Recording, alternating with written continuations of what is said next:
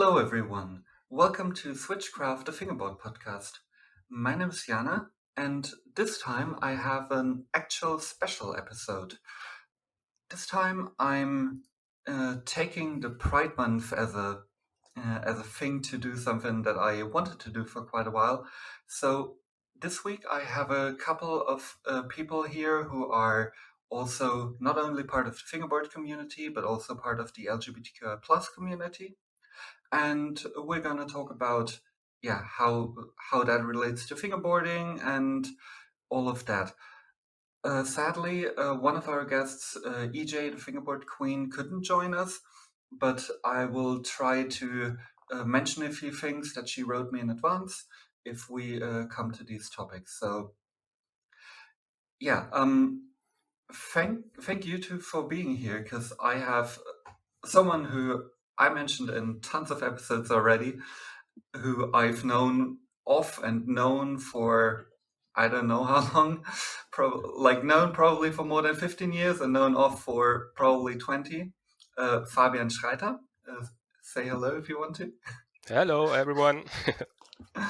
And also we have Berta here, who most of you also probably know. Hi.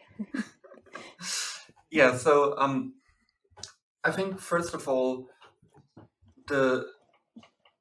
let's start with who you are a bit, and say your pronouns, what you identify as, if you're comfortable with that.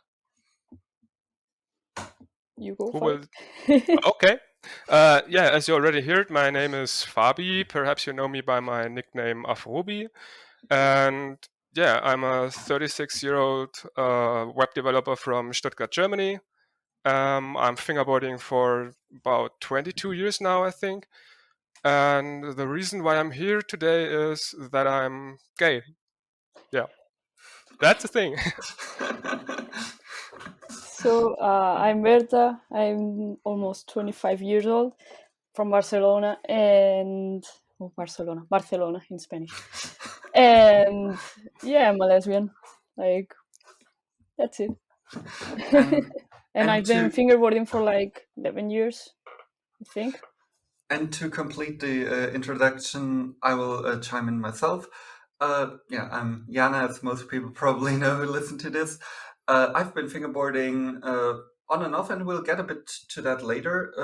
I started in 2001 and stopped in 2007 and came back in 2016. So yeah, overall, it's been a bit. And I myself am transgender.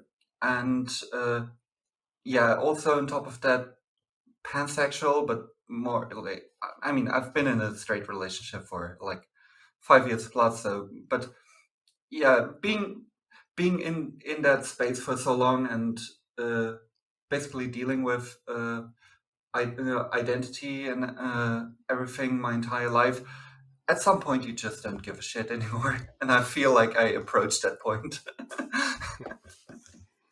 So I think the first topic is, have you ever had any like bad experience in fingerboarding or in the fingerboard community, or have you ever felt the need to out yourself in the community? Me personally, with like being homosexual, I didn't have any problem. I think I've been always, I don't know, feel comfortable on the scene, never have to, I don't know, like tell everybody, hey, I'm a lesbian, and everybody knows it anyway. So, and I don't know, like for being a female, I had some like special treatment and that kind of stuff, but that's for my sexuality and not more like to express myself, and I don't know, wear whatever clothes and that stuff. It's more about, I don't know, identity than sexuality in my case. And what I think is quite fascinating, like I'm not reading anything into that, but I feel like so many girls of the fingerboard community identify themselves as some sort of queer, which is really fascinating. And I because with guys who fingerboard, I think it's much more rare, and like most girls that I know through fingerboarding are queer, and I think it's cool as fuck. But yeah, also the visibility of gay men in fingerboarding is, I think, much lower, which is weird because in general Yeah. it's the other way around. I talked with some girls from the scene, and I don't know, I have in my mind like all girls from Fingerboard are lesbians. Like, Mhm. I mean, it's Yeah. a topic, you know, like the thing to say everybody like all the girls in Fingerboard and skateboard. I mean, it's not. There's heterosexuals, of course, Yes. but I actually know a few. yeah. But I mean, with all the girls I talked, I think we are all. And yeah, as for visibility for guys, yeah, you tell. Like, I'm the woman, so like Fabi, you tell. Yeah, for me, it's kind of hard to answer this question because it's somehow the very first time that I speak about it in the public, I think. So Mhm. I'm not sure who knows it and who didn't know it. But for example, I know that it's an open secret in the Berlin fingerboard scene or the German fingerboard scene, because yeah, back then when I came out, I told several close fingerboard friends, and there were some situations when actually my boyfriend met some fingerboarders, and I wasn't sure. Okay, what do they think about it, or something like that. And so I'm not really sure about who knows it, who didn't know it, who don't know it, who doesn't know it, and yeah. So I'm treated like I'm treated. I don't really know what to say to that. Yeah, I think with you, I also heard it from someone else before I heard it from you, because when I came back from my break, uh, I haven't been in the fingerboard community for like 9 years at that point. So as soon as I started talking with people who've been around longer, they were like, do you know this one? That person's still fingerboarding, and the topic came to you. And yeah, when since it was quite obvious that I'm trans, I think Ramon was it that was like, yeah, Fabio also came out while you were gone, and yeah, I think uh, yeah, it's we Fabi talked a bit about that in the past. So I'm mentioning something that I never said myself in public as well. So the reason why I stopped fingerboarding, and I don't mean to make this about me. It's more like I think this is relevant. Um, the reason I stopped fingerboarding in 2007 was because I started coming out and started transitioning. So Fabio, I don't know if you remember, but at that time I constantly had like very long hair and very short hair because it was like an internal thing, and I was constantly telling myself, no, I'm not trans, and cutting my hair, Mhm. instantly regretting it, and doing that for like 8 years, something like that. So yeah, in 2007, I finally like came out like to my friends and started the process, and I felt like I needed to cut ties with any topic and any hobby that was male related or male dominated. And also, at that point, I didn't really feel comfortable talking about that topic in the fingerboard community because I always loved fingerboarding, and even after I stopped, because I didn't stop because I didn't like fingerboarding anymore. I stopped because one, I told myself not to like it, and second, I told myself that other people in the community might give me shit for it. And I never felt that I had like very close friends in the fingerboard community. Like people knew me, like I was around at the contests, but it wasn't like I had someone to like help me with, or like someone who I could go to at events when shit happens. And the reason I'm now bringing this back to you, Fabi, is that in that time we both dealt with our internal coming out quite differently. I cut ties with fingerboarding whatsoever. Before it was a bit of a distraction for me, but then I was like, okay, cut everything. I don't remember anyone, and let's do something new. And you reacted quite differently when it was part of you. That's true. That's true. For me, I was fingerboarding for about a year when I discovered or find out that when I found out that my friends got interested into girls and I felt different, so I wasn't interested in girls, and that was a completely new topic for me. So I wasn't really accepting that feelings, and I had quite problems with it, and so I just escaped into my hobbies. So at first I was skateboarding a lot. So when friends went out with the girls or met girls, I was just in the skate park skating. But after some serious injuries, the focus switched on fingerboarding, and the upcoming internet offers me some forums where people met, and I for myself had the possibility to just cut off this gay topic and just be Fabi the fingerboarder.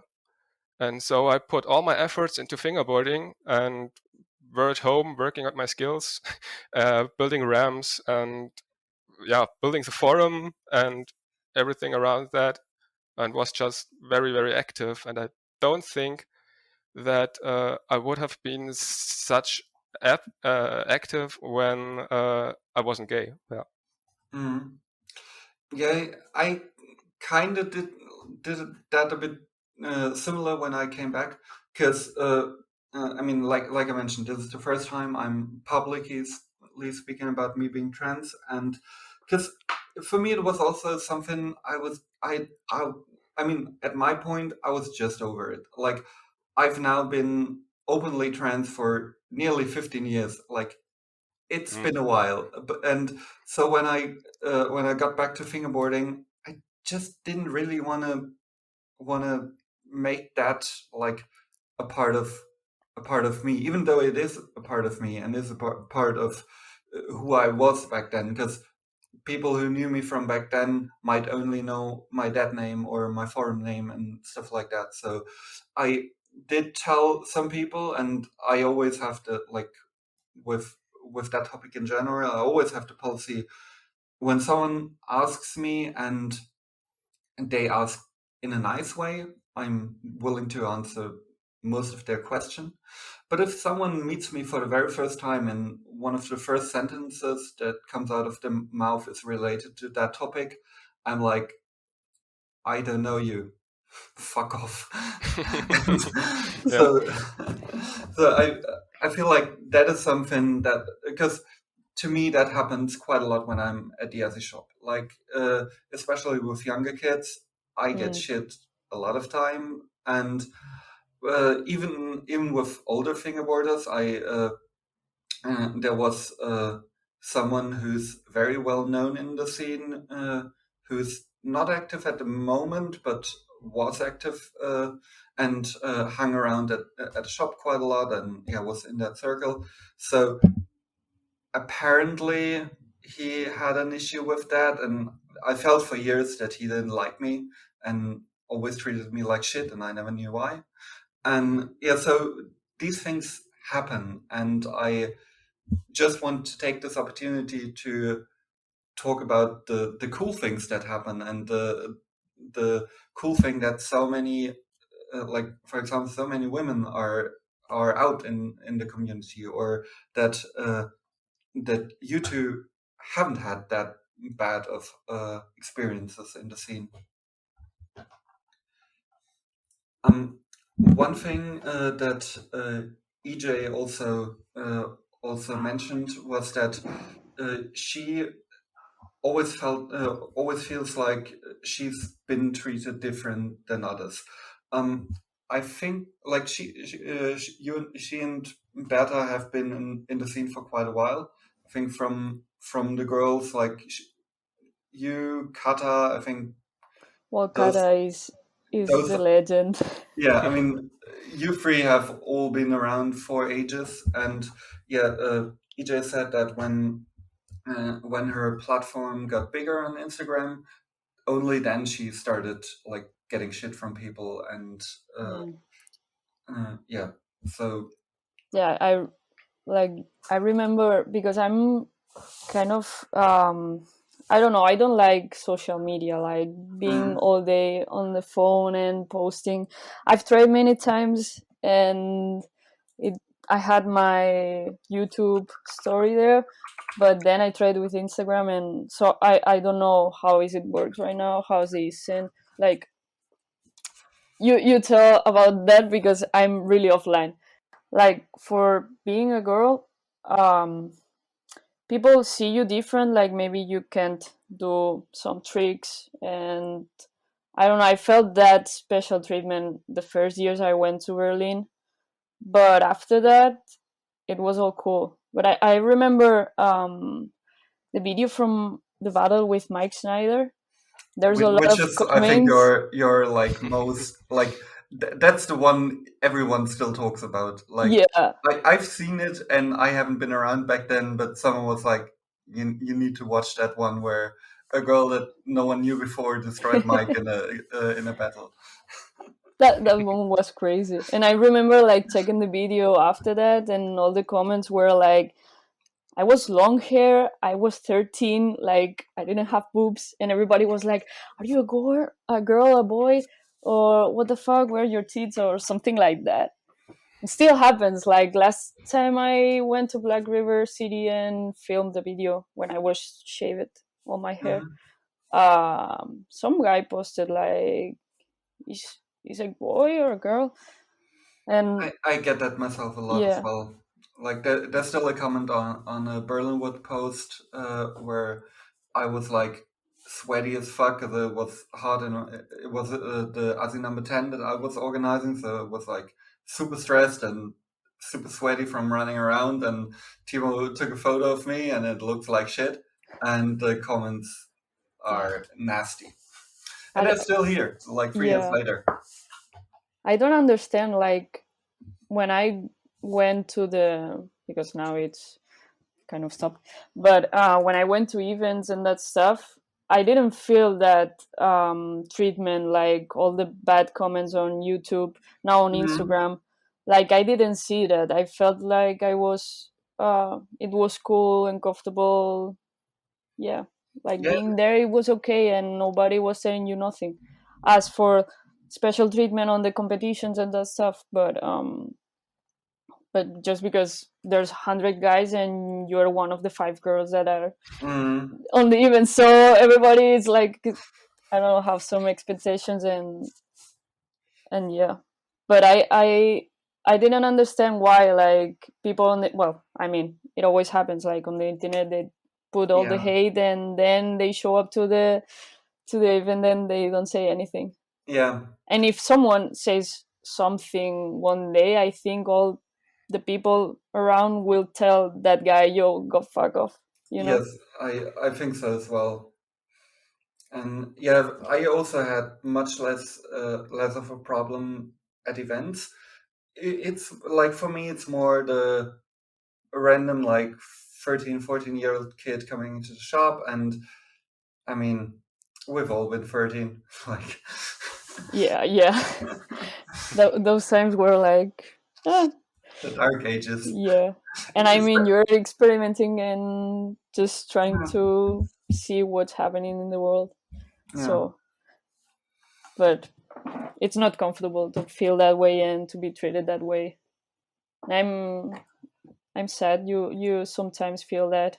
Even if it's not directly, like they don't say you anything, but they treat you Mm, like shit. yeah. Yeah, or in my case, I know that people like I can feel that people want to ask me, but yeah, I can just sense it, and they don't, and it's like super awkward.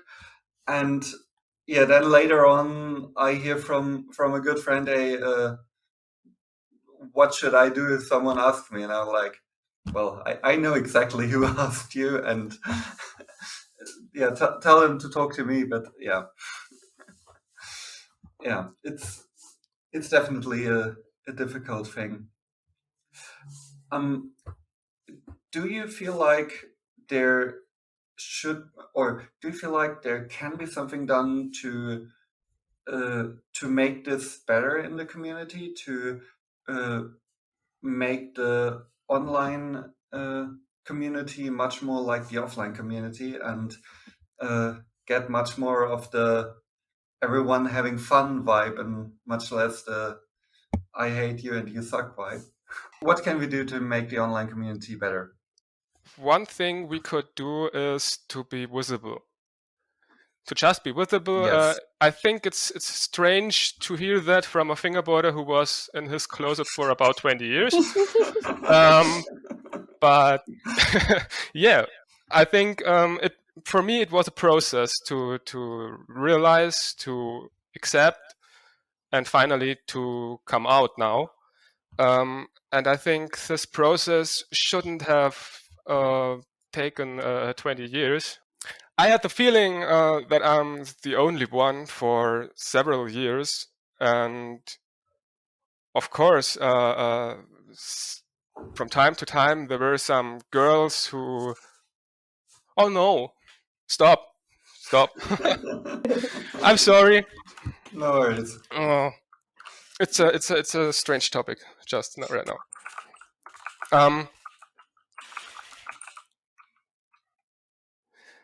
The very first half of me being fingerboarder, I would say like 15 years, I thought I'm the really only one who is gay between all these people like who like fingerboarding.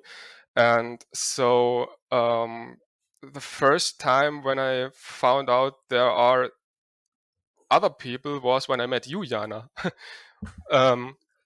You visited Stuttgart, and Yeah. you was there, and we talked in a cafe. Yeah, it was like 2 years after I came back to the scene, I think, something like that.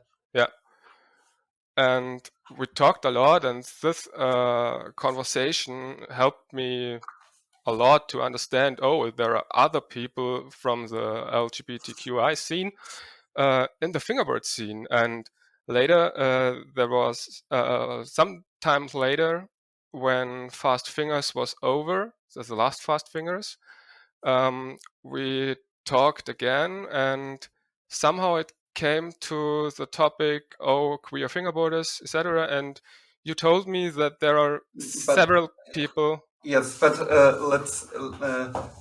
Sorry for stopping you. Just don't mention any names, because I don't know if they are out publicly. And yeah, just I just continue. Yeah, I didn't want to do that. No, no. I just making sure. Should I start again? No, just continue. Okay. Yeah, you told me some people who were openly gay, or whether you know that they are gay, that they are lesbian, etc.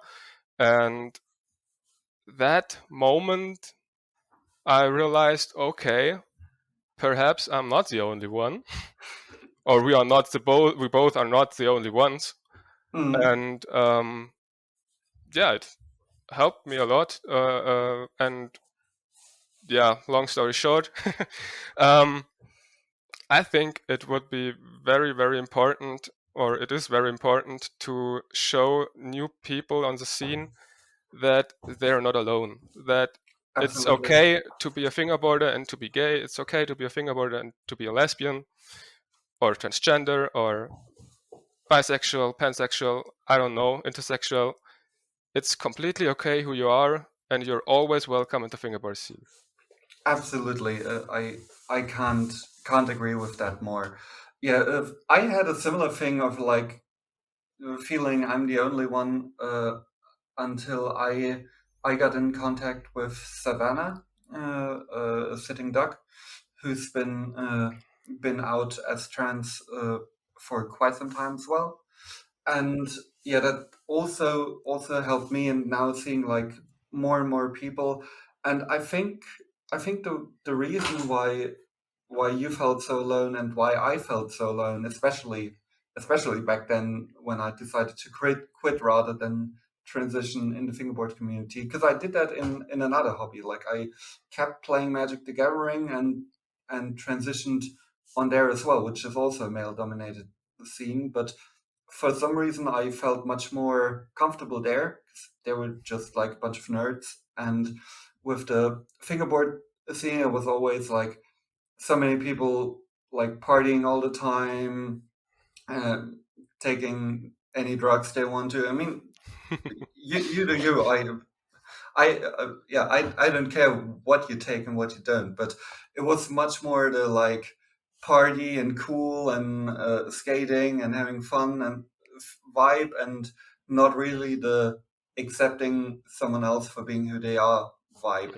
And maybe it was a wrong impression back then. Maybe it was actually the right call to not transition in the fingerboard community. But yeah, I definitely felt the okay, I'm the only one thing. And I think with being gay, especially, I think there comes that topic again of like you don't really like in fingerboarding. It's not relevant who you're attracted to. Like it's one of those communities where unless you're attracted to someone else, doesn't really matter for anyone else who you are attracted to. And I think because of that, there are people like you who others have known for years and be like, oh, never knew he was gay.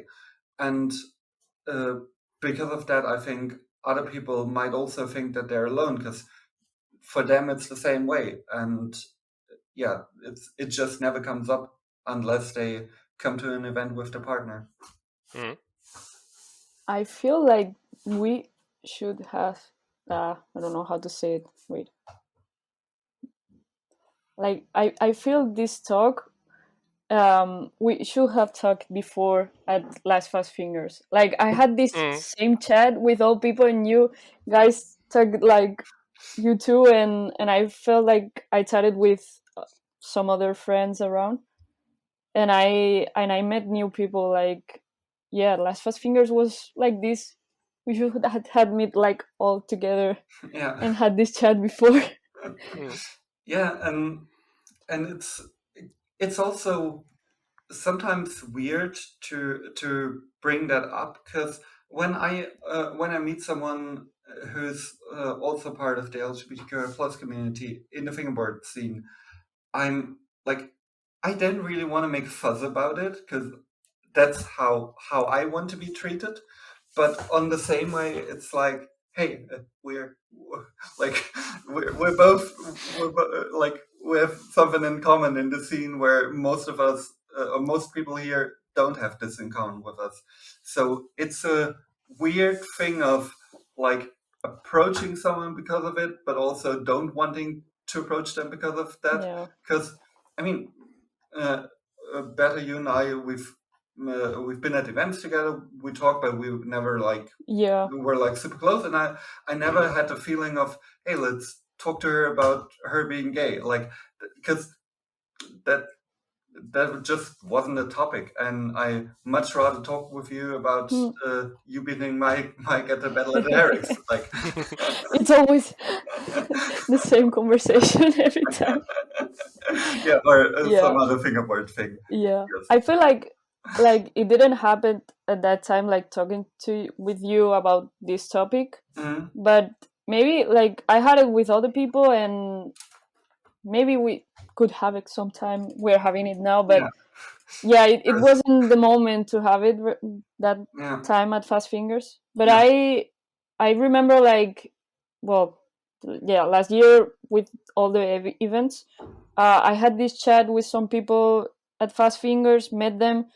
They were from the States, and then going to the States to rendezvous and have this same chat with people from there, like different scenes. And I always have this chat. I don't know why, but I always have it with everyone. Like, but it happens at the moment, and maybe like Yeah. yeah, after the event and with some beers and just chatting. Yeah, and that's exactly the I think the most relaxing time when it comes up naturally, and yeah, and that's how I usually prefer to talk about this topic as well.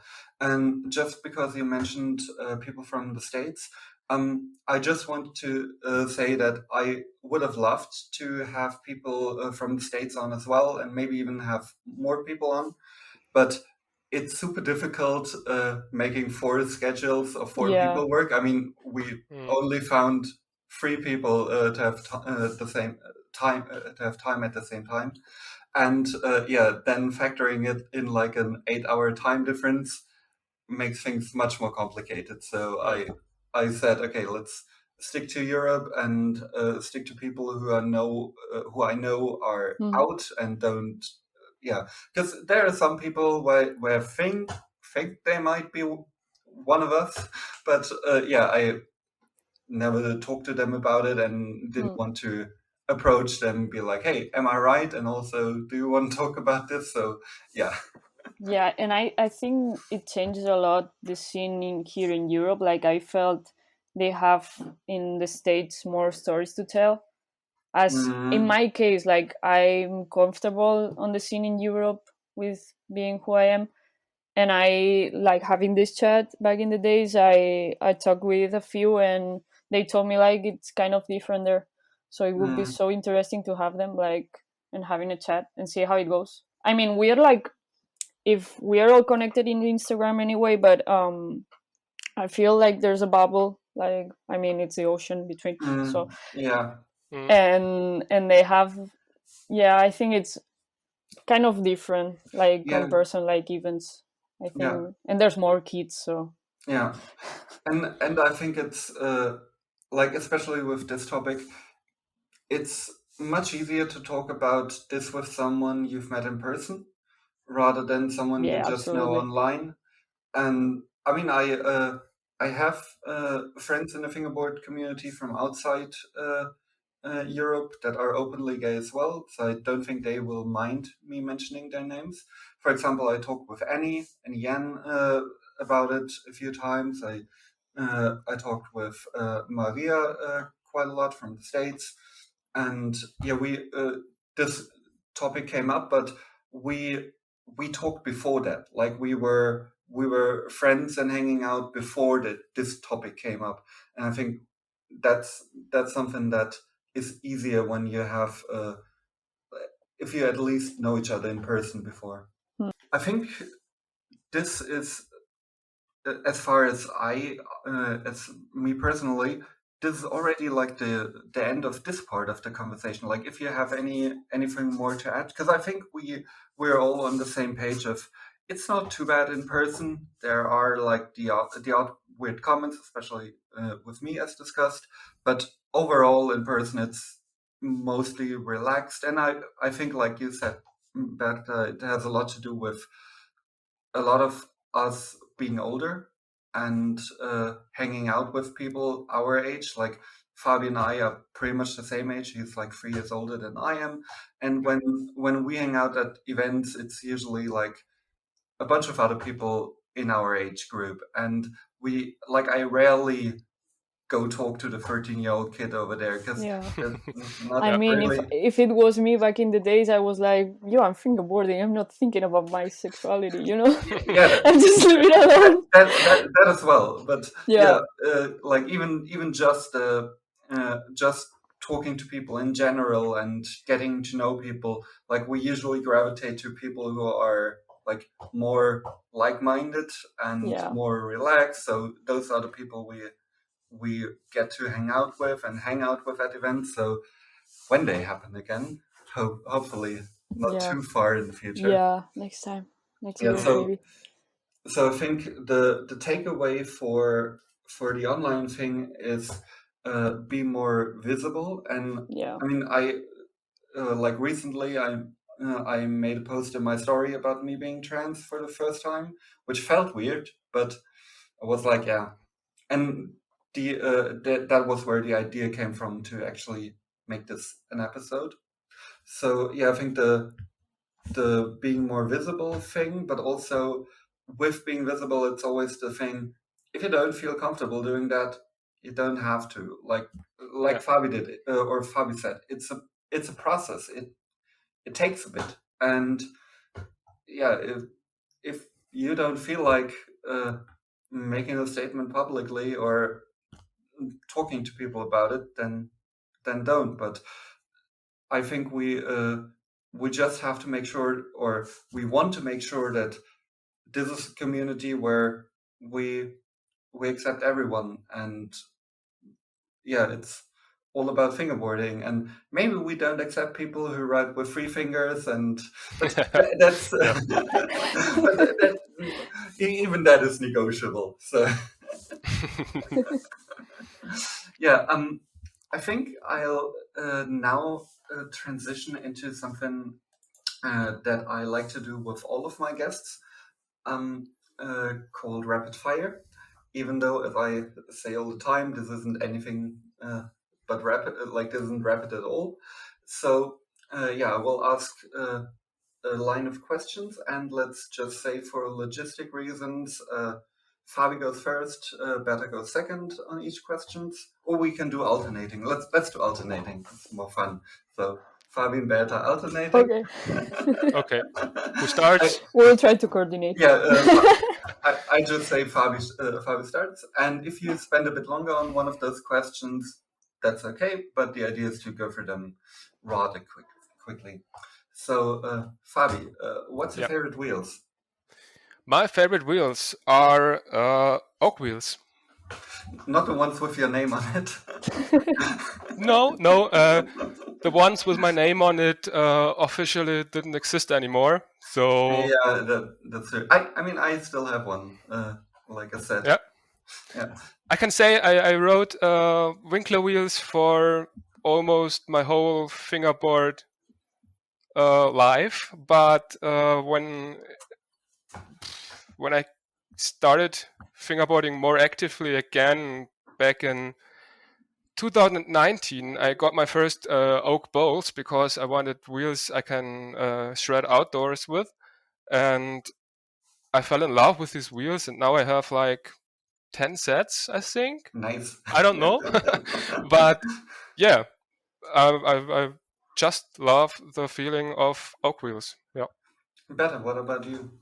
Flat face, the J1s, I think right now are my favorite.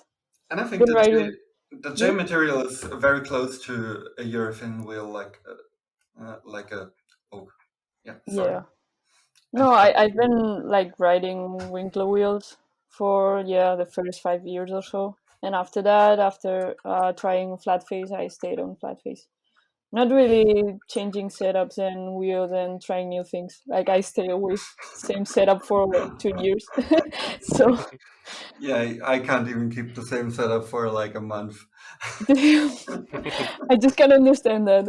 I don't. What's your favorite deck and shape, Berta?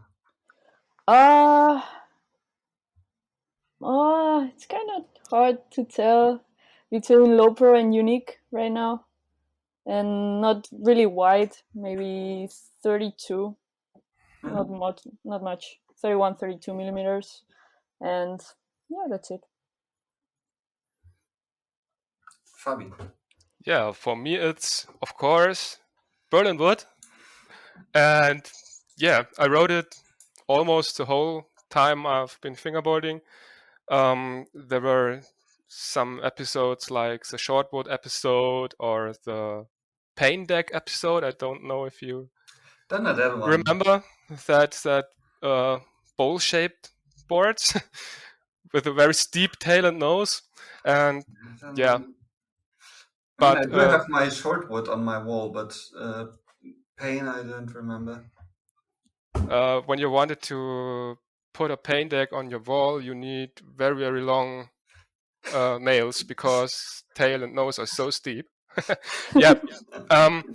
But today it's Berlin wood, and right now I'm writing my own decks, because while Corona happens, I started making my own decks, and I Nice. really like having bigger nose and bigger tails, and yeah, that's quite cool. Nice.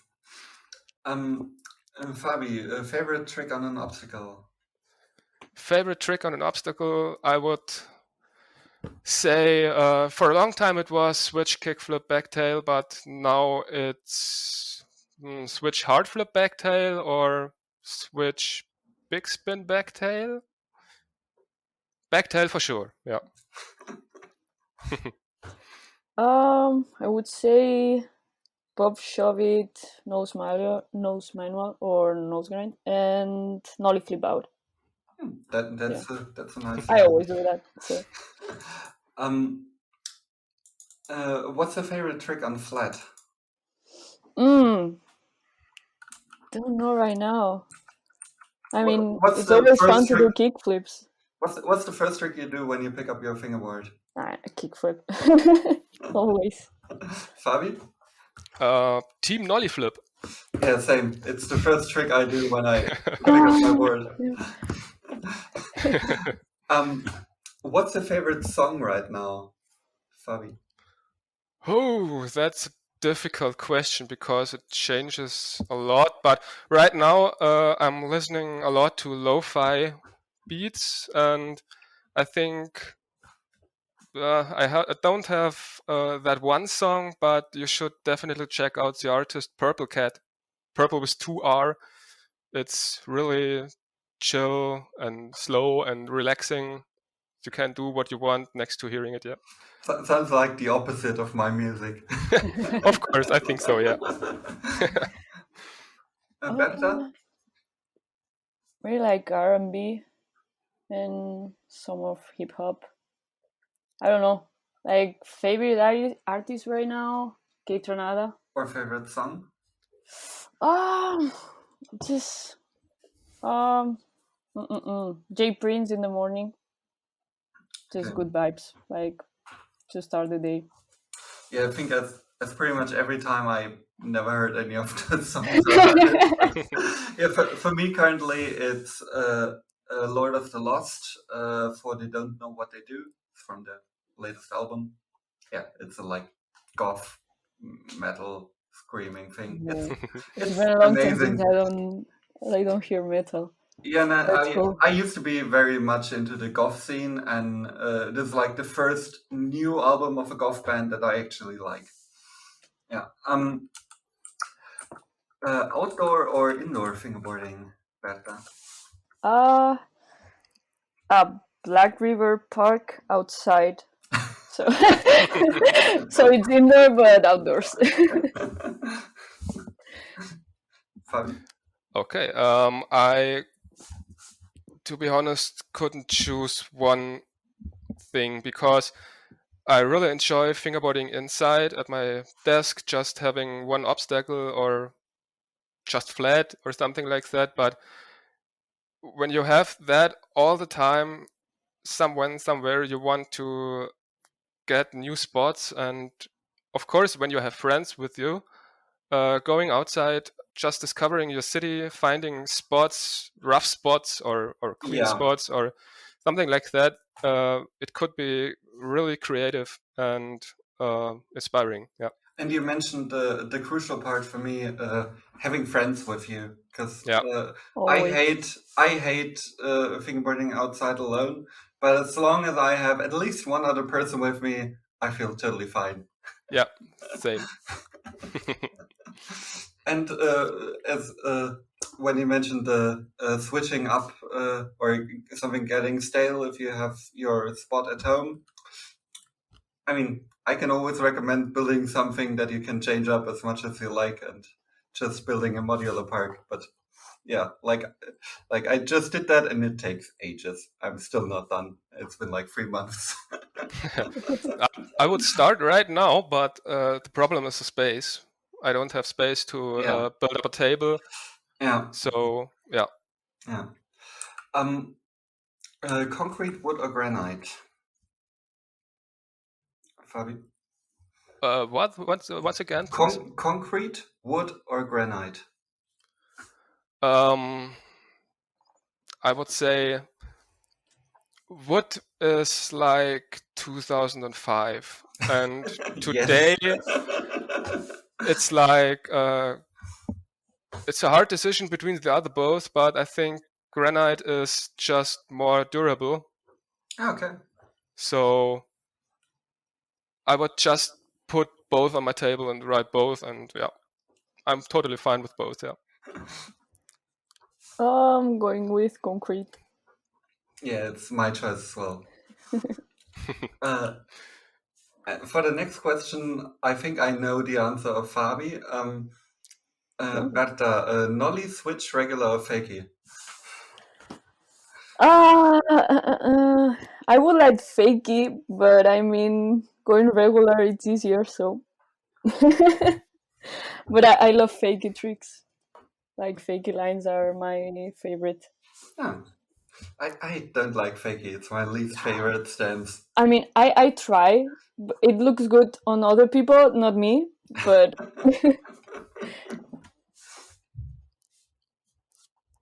100% switch. Who would have known? Yeah. I think in we're the opposite. wasn't there like ages ago in one of the forums where you made like a Goofy Riders thread where you basically said you're just riding Goofy because your our switch is your regular. I think so, yeah. But Yeah. in real life, I think Goofy Riders are left-handers, isn't it? Yeah, probably. Yeah. Do you have hobbies outside of fingerboarding? Yes, I have. I like photography very much. I like riding my bike, and I like all stuff happening online, I think. Yeah. Berta? That's it. Oh, sorry. Yeah, just like music, like playing drums and DJing. Ah, cool. That's I like also the play main one. drums. That's cool. No, Yeah. didn't know. I know some people on the fingerboard scene that play drums. Yep. Should know. Pre-corona, I made music with two other fingerboarders, but we haven't been able to with Julian Bono, Oh who yeah, plays guitar, and yes. Bene, Soundsphere, who plays bass, and yeah, we've been playing together and having fun. But Yo, yeah, that was a secret. Didn't know that. You had a band. That's cool. yeah, it was more like just us messing around, and That's yeah. cool. Yeah. Do you have a favorite fingerboard video or video part? Could be full length, could be a YouTube video, Instagram post. Yeah, I will go with the old videos. I don't know. Remember the mega session at the Harrix? Of course. The one we filmed at the store? That was a good one because I was in, but the video, it was so crazy to do. Yeah, and I don't know, have some of them, and there's this one video, I don't know why, but Black River trip to Korea, which is Elias and Martin. I remember that was the first video I ever seen of fingerboard. I don't know why, but it was the first one, and I have the memory always from that one. Just Elias going on the streets and picnic table and stairs. I don't think I've seen that one. I know the one where TKY and who was it? They went to Oliver Blankenburg. They went to Japan. Yeah, that one, but I don't know. And there's the other one. Elias Korea was one. like filming for a TV commercial, Ah. and he was. Yeah, I remember it was no tape; it was rip, and he was outdoors like doing crazy stuff. Okay. Yeah. Fabi, And well, the TKY, it's cool. Yeah. Fabi, do you have one as well? That's a tough question because there are so much videos and Yeah. video parts, and I should definitely mention Fingers of Fury. It's a very old video I got Christmas 2001 on Whoa. a big cassette, so VHS, I think, Yes. and this had a great impact on me. I wanted to start fingerboarding without grip tape because of that video and Darren Langhorst. And another one is, of course, Pissing Fingers 1. Yes. Yeah. Of the Martin Winkler part, of course. Was that the one with his like weird shaven head, or is that number 2? I think that is number 2. Number Okay. 1 is when he talked about his career of fingerboarding and the years before, and yeah. That is really cool. And from today's videos, I always mention the one from Chris Heck, Fingers of Steel, because I really like the atmosphere and it's just making me feeling good. And yeah, all the skateboarding sounds behind fingerboard tricks, and yeah, the whole thing is just feeling good and positive vibes, and yeah, so Nice. yeah. I actually didn't know that video, and just opened it in another tab so I can look at watch it later. Yeah. The next question is always a bit tricky to ask since none of us know how exactly they are named. But if you could get one Black River park and it would magically fit in your room, which one would you get? So yeah, that's a hard question too, because I'm not really sure with the names, and I wrote most of the parks for a long time and a lot. Oh, once again. Sure. Sorry. No worries. That's a hard question because I'm not really sure about the names of all these parks, and I would choose the latest one because all the other ones I had the chance to ride them more often. And yeah, the last one at Fast Fingers, I think I rode like 10 minutes on it. So I just want to discover this park. Yeah, same. Have time to find out all and ride all obstacles. Yeah, I also haven't had that much time on that park as well, because yeah, I've only seen it there. I've seen the previous version at Aussie number 10. It looked slightly different, but yeah, even there I didn't have much time riding it myself. Berta, do you have one? Yeah, I was checking right now the name because I don't remember. The G7. Do you know which one is it? It's Mike's. There's one at Mike's. Like it's it's an old one, like from 2009 or so. They have it. Mike have it with concrete and marble on it. There's like a half pipe with a transition, and how is it? I don't know how to describe it. Yeah, no worries. If you check it, you will see. That's my favorite. I just hope that someday Black River releases a poster with images of all the parks. That would be cool to have it. And I mentioned that to them before, and apparently it's in the works. But let's see if it somehow comes out, because this would help me with this question a lot. Yeah. In general, do you prefer flat ground with an obstacle or a park, Berta? I will go with flat ground, without like maybe a ledge, but yeah, I like flat ground tricks. That's why you defeated Mike. Fabi. I would take flat ground as well, perhaps with one obstacle, because when there is an obstacle, I can still ride flat ground. Yeah. Next to it. One. Looks good in the background of a video.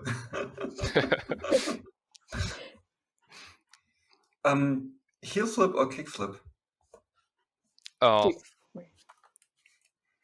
who's? Fabi, go. you go first, but yeah. It's my turn, I think. Yeah. As a fingerboarder, I think everyone would understand saying kick flips Yeah. because heel flips are not natural in its movement, I think. Yeah. Same. Yeah. Yeah, kickflip. I'm so bad at them. Like, I'm much better at nollie heels than regular heel flips. And yeah. Yeah, I feel like my hand goes crazy when I Yeah. go regular heel flip than nollie heel. Yeah, Yeah. absolutely. The next one will probably be a bit tough, so you can mention a few if you want to. Do you have a favorite fingerboarder? Oh, first goes in mind always Jay. Mm-hmm. Always that style. I love it. And don't know, Mallory. Like, yeah, it's like completely different style, and the trick she does is crazy. Mm-hmm. Yeah, that's it. I think there are so many people who are great fingerboarders, and one fingerboarder who always doing great stuff and with so much style was Nick Herzog, I think. Mm-hmm. But on the other side, I would say the best fingerboarder is the one who has the most fun. Yeah, That's also true. Yeah, Nick Herzog was, I think, back in the day, he was one of the first who started writing like with tucked fingers and from the top, and like, yeah, it looked different than anyone else. Yeah. for sure. Yeah. Yeah, and people emulated him, and yeah. What was your first event?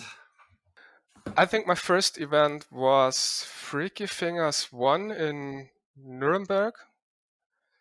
I think it was before Fast Fingers 7.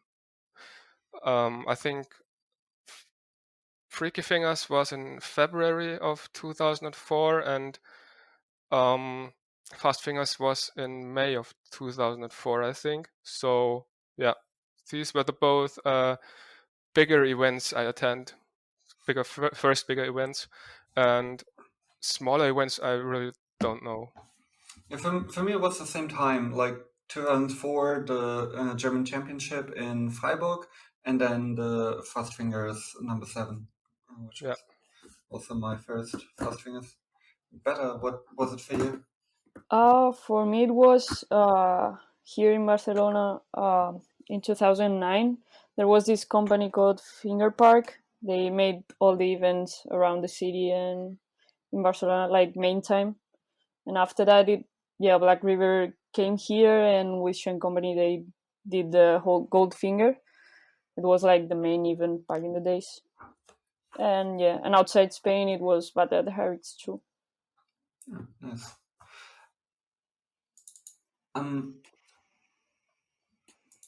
Do you like DIY ramps, or do you like creating ramps yourself, or do you much rather prefer buying an obstacle from someone? Back in the days, I tried and I did some, but right now I don't know, I just get the ledge and that's it. I'm not really into big ramps and all kind of crazy stairs and that stuff. Like, That's I'm totally my just jam. manual pad or just riding, yeah. Fabi? I tried building my own ramps, but I think it totally failed.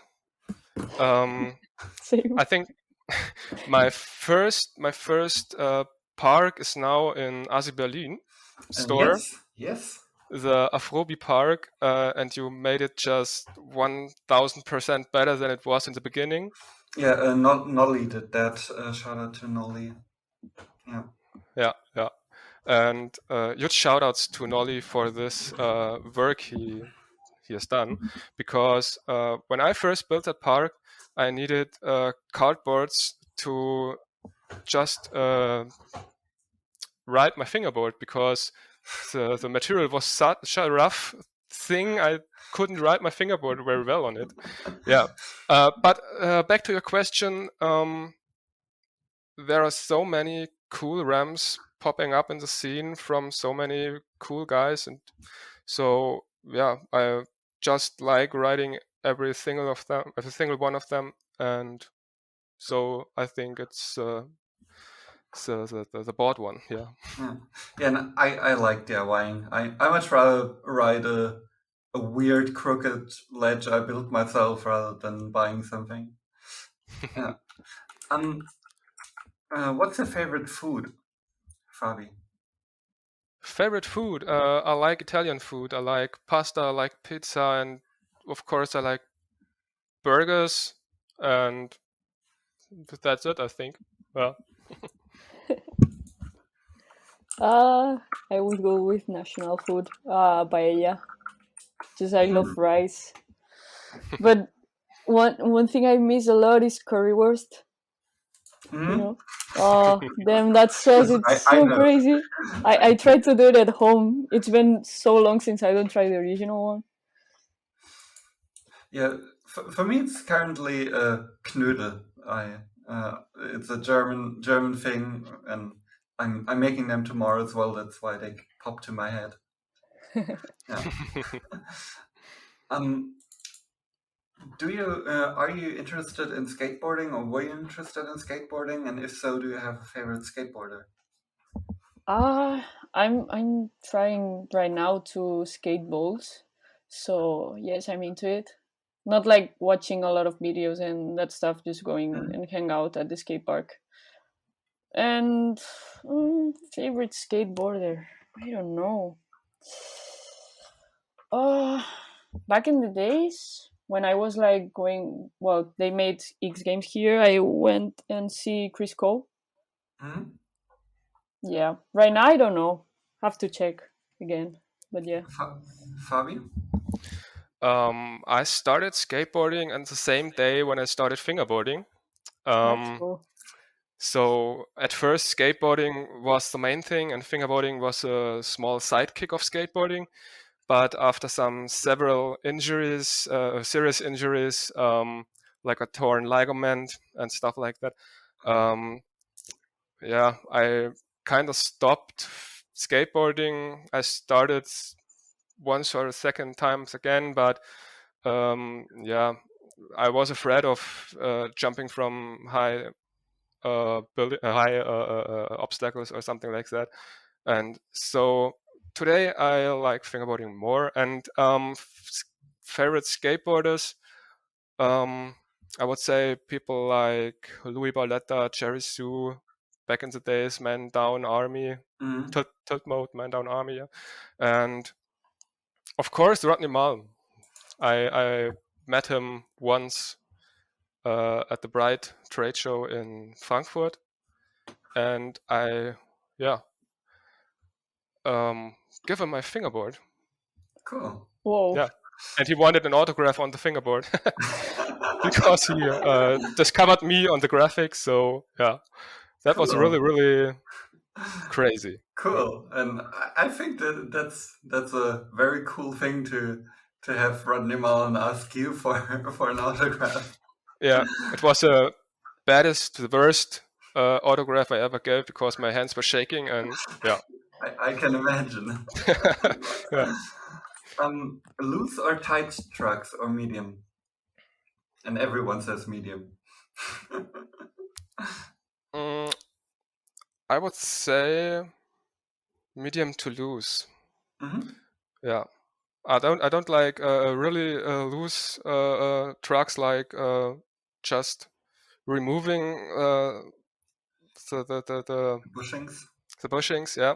Yeah, we're cutting them in half as Julian used to do. Like he cut them like vertically and had like a half of a millimeter bushing left in there. No, I would say yeah, medium to loose, not too hard. I would say medium to hard.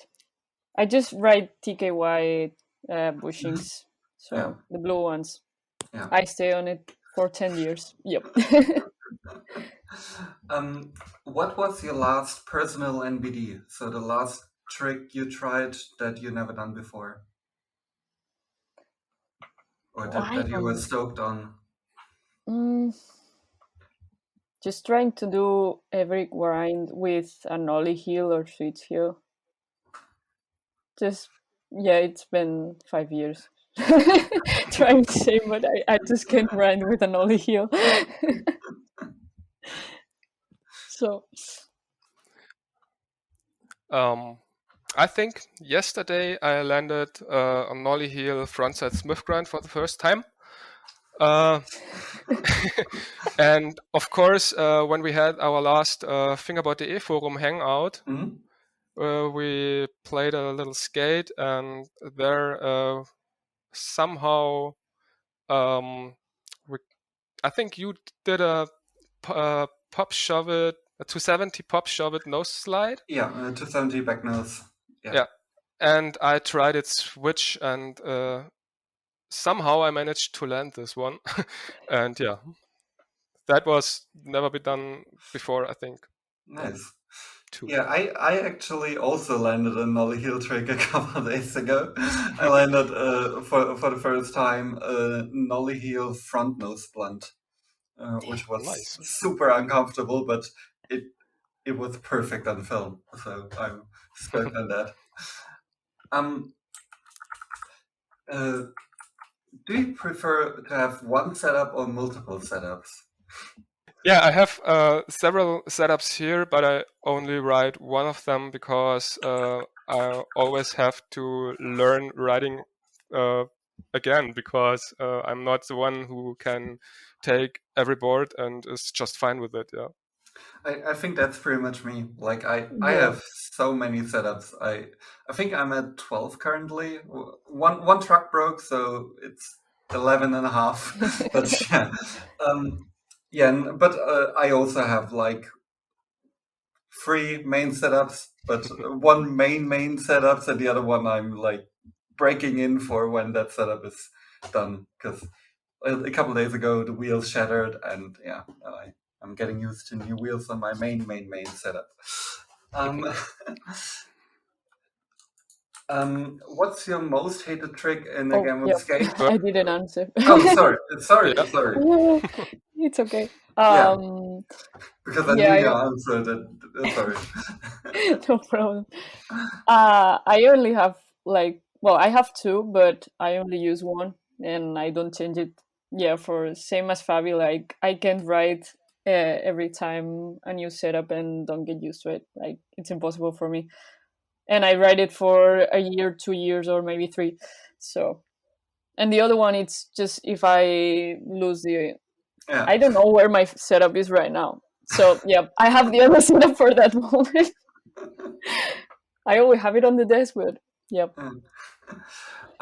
What's your most hated trick in a game of skate? And let's just exclude nollie heel, because nobody likes that. Same with nollie invert heel. Like, is there any other trick you're like when the other person does it, you're like, oh fuck? I mean, it's nollie, always nollie heels and nollie trays. Yeah. Oh, okay, nollie trays. Yeah. Just impossible for me. For me, it's much more the fakie tray. Like I'm sweating when someone does a fakie tray, even though I know it. I know how to do it. Fabi? Jana, you just stole my answer. Sorry. Because it is a fakey tray flip. I just can't manage to land this one. I don't know if it's a turning or I just can't figure out, but I landed perhaps 1 from 10, I think. I don't know. Yeah, I'm more in the like 1 out of 3 territory. But whenever I have to do it on the spot, it's like, yeah, I know I'm not getting this one. Yeah. What's your favorite drink or beverage? Favorite drink? I'm not drinking alcohol. Yeah, it could be anything. Could be. I really like water. Water with Yeah, gas. that's my team. Water with gas. I used to love Coca-Cola, but I don't know. It's okay from time to time, but when you have it all the time, it's just bad for you. Yeah. And when you don't have it in a long time, it's like super sweet the next Yeah. time you try it. Like if you haven't had it for like a year, it's like, ugh. Yeah. Better you I'm also on not the really water team. into like sweet drinks and that stuff. Yeah, I'm going with water. I mean, coffee and beer, but yeah, those are the three. But I just love drinking water, the feeling like stay hydrated. Yeah. Yeah. The next one is probably a very contentious one. Cats or dogs?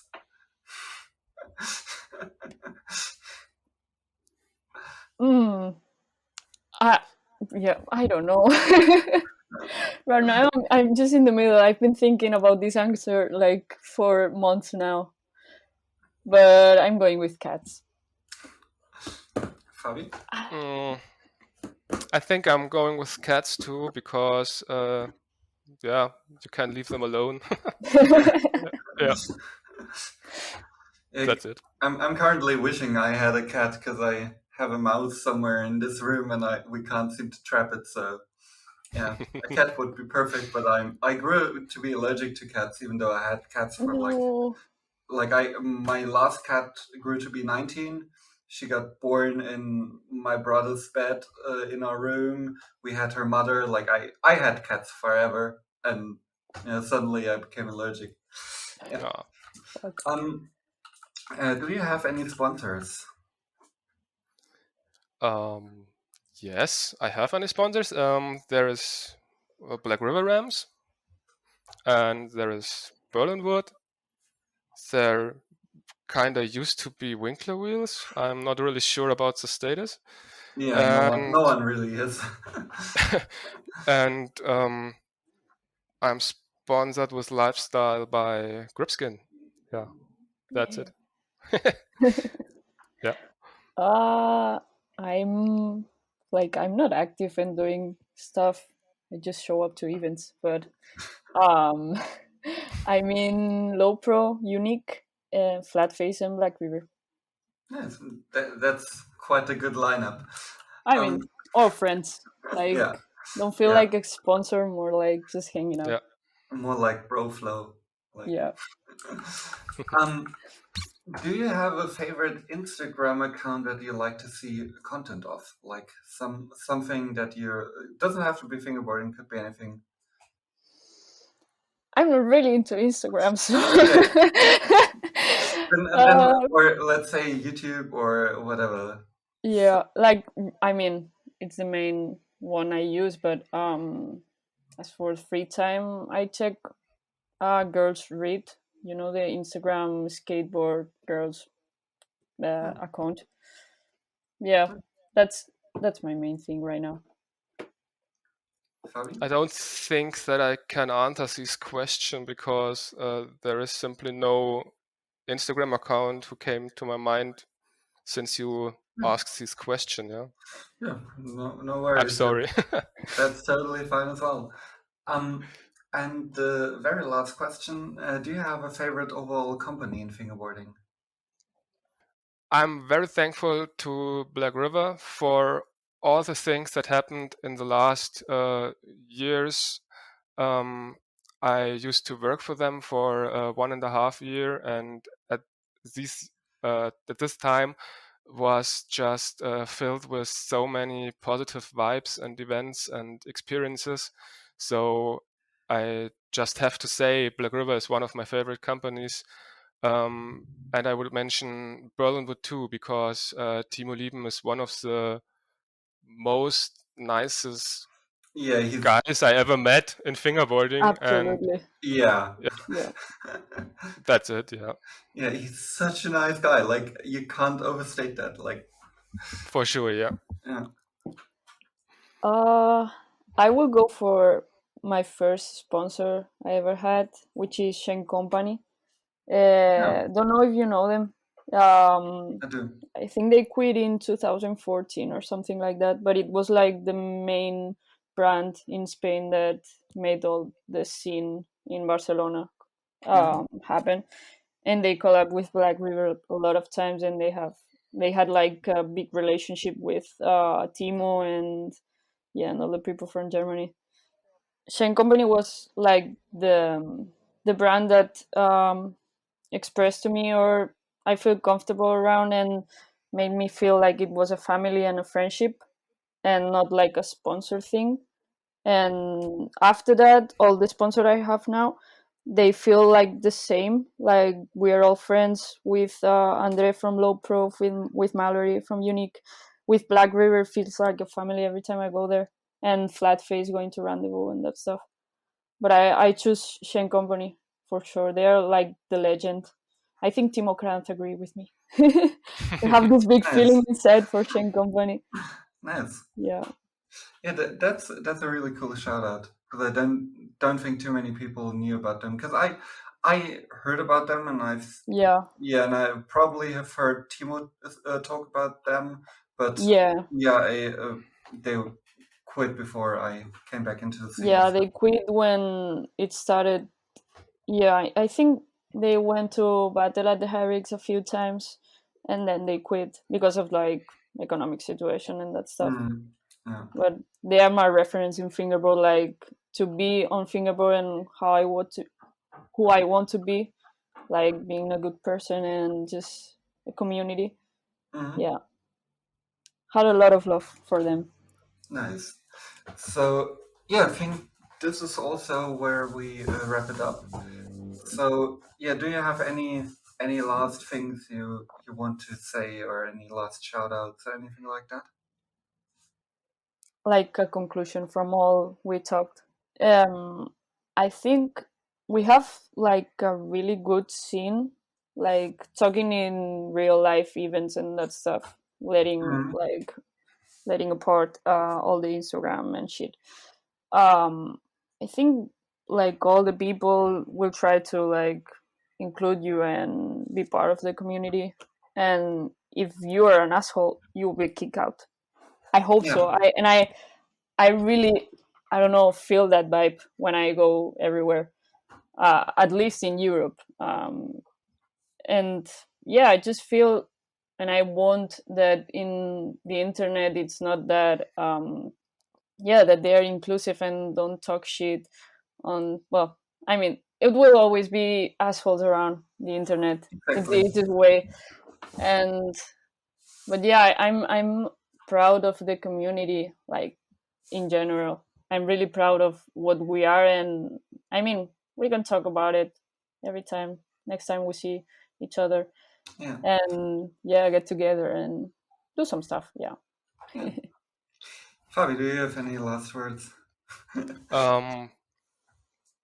I think Berta said it very well. Fingerboarding is such a great thing, and I think everyone should have the chance to get these experiences we had over the last years. And so, yeah, everyone, it's completely different who you are, what do you like, what do you prefer, what do you think, if you like fingerboarding, and if you are inside the scene, visiting events, etc. It's great and it's cool, and everyone is just welcome, I think. So Absolutely. Yeah, you can't choose what you are. You can't. You can't choose if you're gay, if you're lesbian, if you're bisexual, if you're a transgender, transsexual, intersexual, queer, but you can't choose to be an asshole or not. Yeah, that's the most true statement ever made. Like, yeah, just don't be an asshole. Yeah. I mean, Fingerboard people will kick you out. So yeah, hopefully. Yeah, we're a lot of people. Like, we're a community. Yes. Yeah, so I think this is a perfect place to end. So thank you two for being here with me. And this wasn't the easiest episode for everyone, I think, because this is a tough topic to talk about publicly. So thank you for agreeing to this and for taking the time. And yeah, and I'm once again sorry that EJ couldn't be here, but yeah, was just Next time. wasn't really We'll have possible. more. Yeah. Thank you. Yeah, so Thank you too, and you're welcome, Jana. yeah, thanks. So thank you everyone for listening to me, and you'll catch me in the next episode. Bye.